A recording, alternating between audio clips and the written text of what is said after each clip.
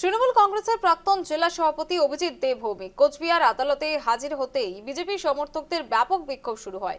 ডিম ছুঁড়ে বিক্ষোভ দেখান বিক্ষোভকারীরা। অভিজিৎ দেবভৌমিককে গ্রেপ্তার করে বুধবার নিয়ে আসা হয়েছিল কোতোয়ালি থানায়।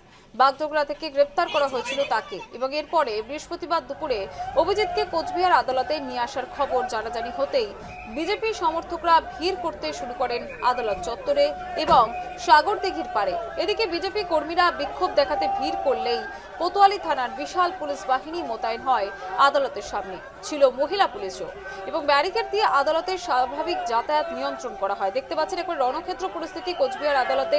অভিজিৎ দেবভৌমিককে ঘিরে বিক্ষোভের পরিবেশ।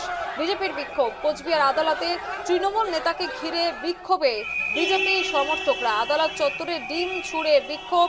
কোচবিহার আদালতে অভিজিৎ দেবভৌমিককে ঘিরে বিজেপির বিক্ষোভ। আদালতে আনতেই উত্তেজনা, ব্যারিকেডে ঘিরল পুলিশ।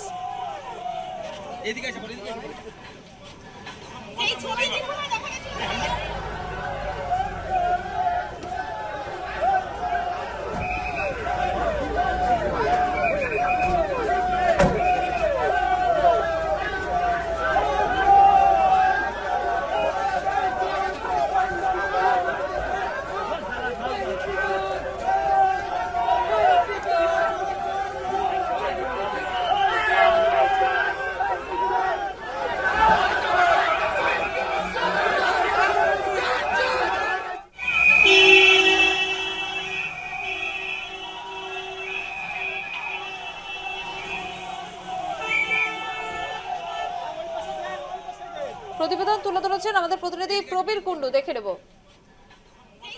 তৃণমূল কংগ্রেসের প্রাক্তন জেলা সভাপতি অভিজিৎ দেবভৌমিক কোচবিহার আদালতে পৌঁছতেই দেখা যায় বিজেপি সমর্থকরা দফায় দফায় বিক্ষোভ দেখান এবং অভিজিৎ দেবভৌমিককে লক্ষ্য করে তারা ডিম ছুটতে শুরু করেন এবং পুলিশকে রীতিমতো বেগ পেতে হয় এবং এই বিক্ষোভকারীদের এখান থেকে সরিয়ে দিতে গিয়ে রীতিমতো বেগ পেতে হয়।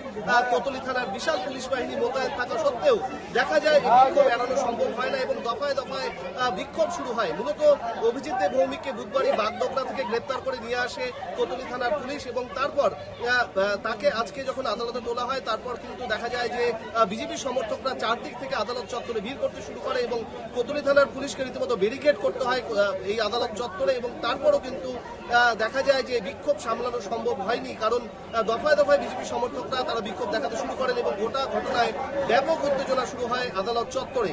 কোচবিহার থেকে প্রবীর কুণ্ডু, নিউজ লাইভ বাংলা।